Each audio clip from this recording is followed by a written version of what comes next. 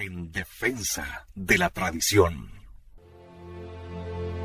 La Iglesia no comenzó en el Concilio Vaticano II. Combatir su pasado es un tremendo error.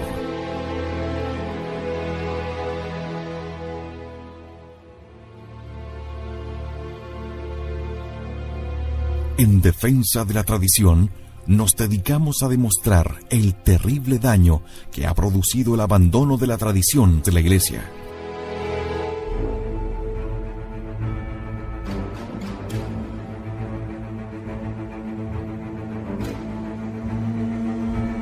Más aún, comprobamos que la tradición de la Santa Iglesia Católica es la verdad que Cristo confió a los hombres.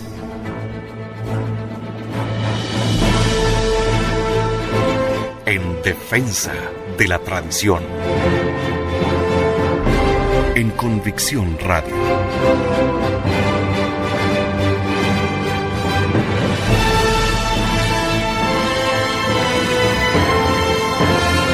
Convicción en la única verdad.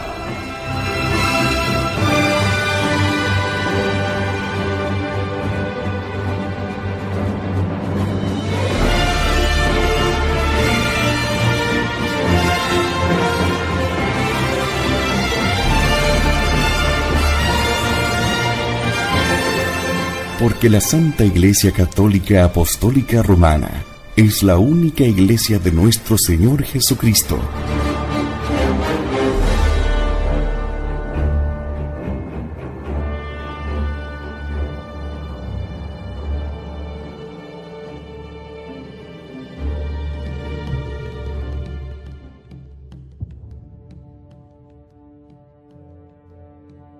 En Convicción Radio estamos permanentemente en defensa de la tradición. Y retomando los capítulos de este programa, volvemos con Monseñor Marcel Lefebvre y de su libro Le Destronaron tomamos el capítulo La mentalidad católico-liberal.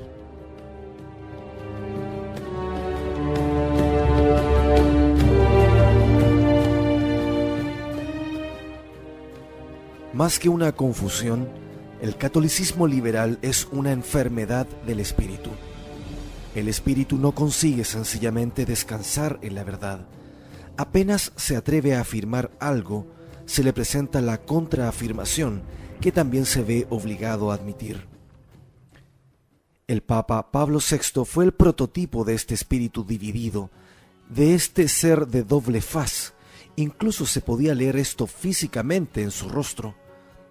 En perpetuo vaivén entre los contradictorios y animado de un movimiento pendular que oscilaba regularmente entre la novedad y la tradición. Dirán algunos, ¿esquizofrenia intelectual? Creo que el padre Clerisac vio más en profundidad la naturaleza de esta enfermedad. Es una falta de integridad del espíritu, escribe, de un espíritu que no tiene suficiente confianza en la verdad. Comillas, esta falta de integridad del espíritu en las épocas del liberalismo se explica del lado psicológico por dos rasgos manifiestos. Los liberales son receptivos y febriles. Receptivos porque asumen con demasiada facilidad los estados de espíritu de sus contemporáneos. Febriles porque por miedo de contrariar esos diversos estados de espíritu se encuentran en continua inquietud apologética. Parecen sufrir ellos mismos las dudas que combaten. No tienen suficiente confianza en la verdad. Quieren justificar demasiado, demostrar demasiado, adaptar o incluso disculpar demasiado.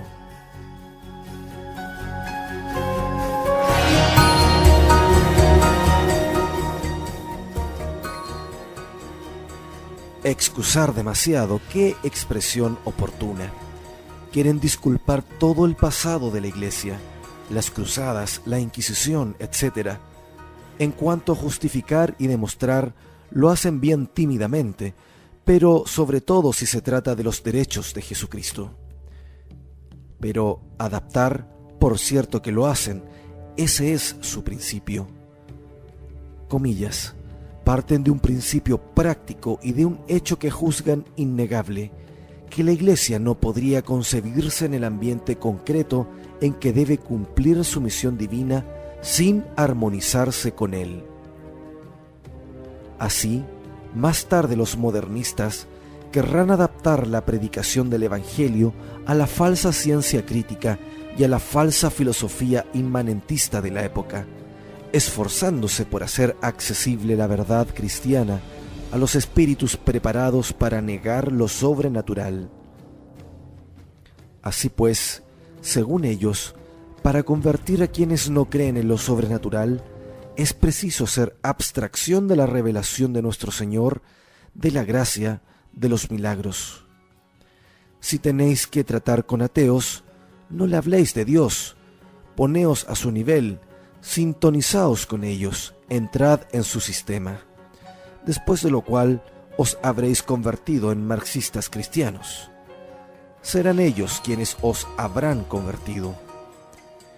Es el mismo razonamiento de la misión de Francia y que actualmente sostienen numerosos sacerdotes respecto al apostolado en el mundo obrero. Si queremos convertirlos, debemos trabajar con los obreros, no mostrarnos como sacerdotes, compartir sus preocupaciones, conocer sus reivindicaciones. Así, llegaremos a ser como la levadura en la masa, y gracias a esto, fueron ellos quienes se convirtieron y llegaron a ser agitadores sindicales. Sí, se nos dirá, usted comprende, era preciso asimilarse completamente a ese ambiente, no chocarle, no darle la impresión de que se lo quiere evangelizar, imponerle una verdad. ¡Qué error!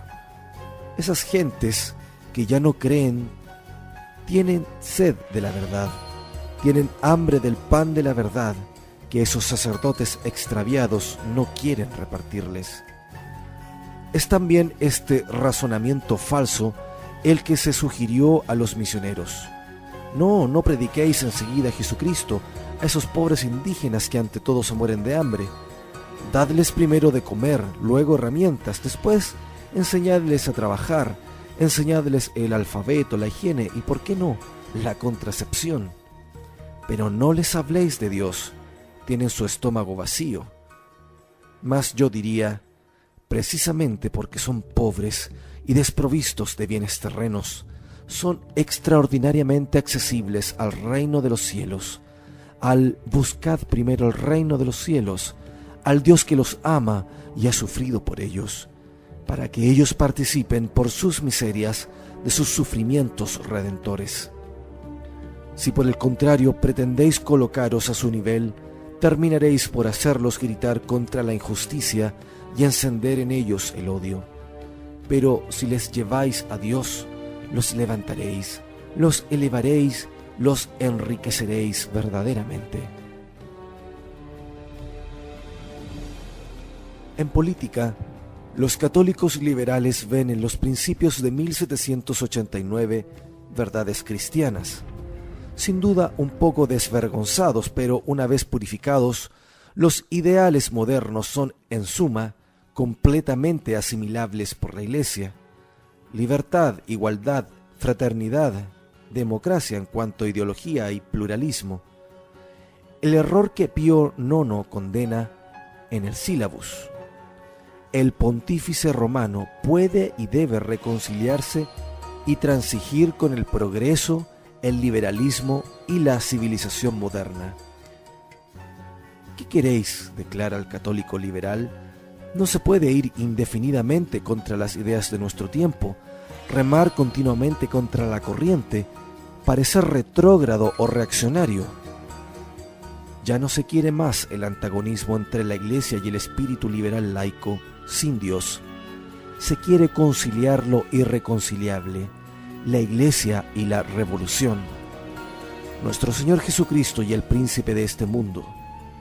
Ahora bien, no se puede imaginar empresa más impía y más diluyente del espíritu cristiano, del buen combate por la fe, del espíritu de cruzada, es decir, del celo por conquistar el mundo para Jesucristo.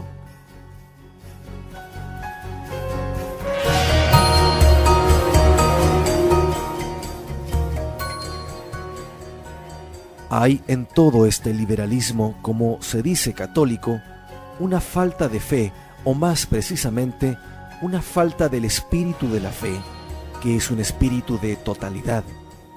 Someterlo todo a Jesucristo, restaurarlo todo, recapitularlo todo en Cristo, como dice San Pablo. Ya no hay quien se atreva a reclamar para la Iglesia la totalidad de sus derechos. Se resignan sin luchar, se acomodan inclusive muy bien al laicismo y al fin se llega a aprobarlo. Dom Delet y el cardenal Bilot caracterizan bien esta tendencia a la apostasía. Comillas, de ahora en más, un amplio trazo dividiría a los católicos. Con Fayou y Montalembert del lado liberal en Francia en el siglo XIX, dividiría a los católicos en dos grupos: los que tenían como primera preocupación la libertad de acción de la Iglesia y el sostenimiento de sus derechos en una sociedad aún cristiana, y los que primero se esforzaban por determinar la medida de cristianismo que la sociedad moderna podía soportar, para invitar luego a la Iglesia a reducirse a esa medida.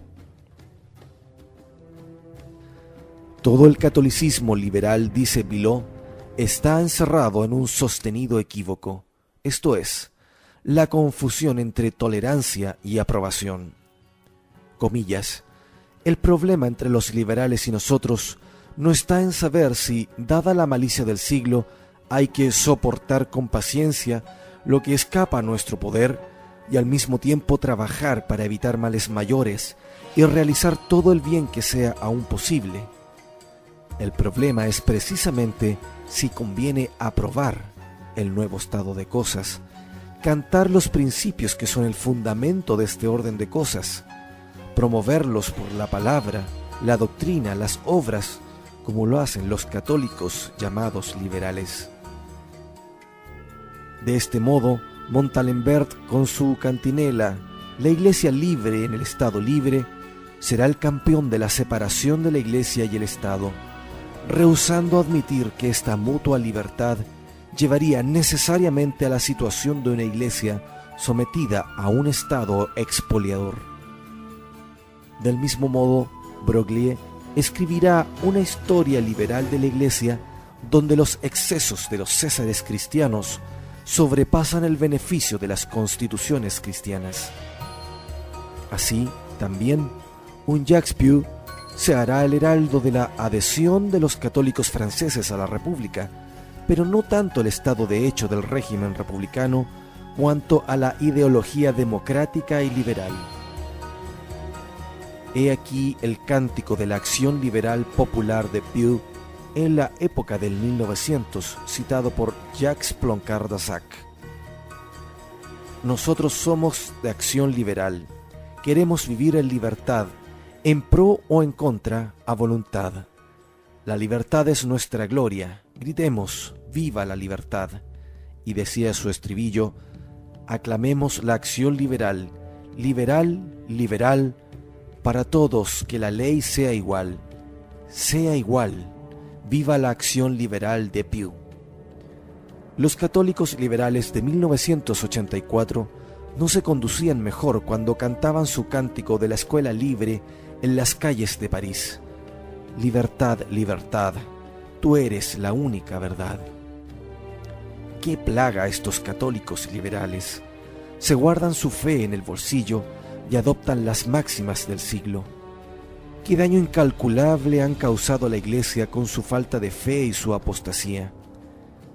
Terminaré con una página de Tom Geranger, llena de ese espíritu de fe del cual os he hablado. Comillas. Hoy más que nunca, la sociedad necesita doctrinas fuertes y consecuentes consigo mismas. En medio de la destrucción general de las ideas, la afirmación sola, firme, densa, sin mezcla, logrará la aceptación. Las transacciones se hacen cada vez más estériles y cada una le arranca un jirón a la verdad. Mostraos, pues, tal como sois en el fondo, católicos convencidos. Hay una gracia unida a la confesión plena y entera de la fe.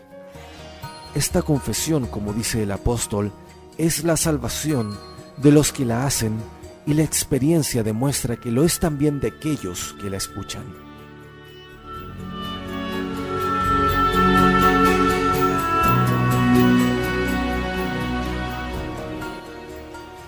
Perfectamente podemos aplicar estos conceptos vertidos por Monseñor Lefebvre a los católicos del 80% que conocemos hoy, los católicos a media, los católicos a mi manera, o los católicos progresistas de nuestra época.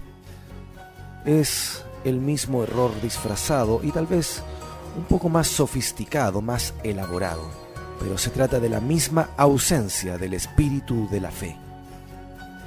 Los invito a escuchar la segunda parte de este capítulo, en donde estudiaremos la teología del hereje irlandés Tyrrell.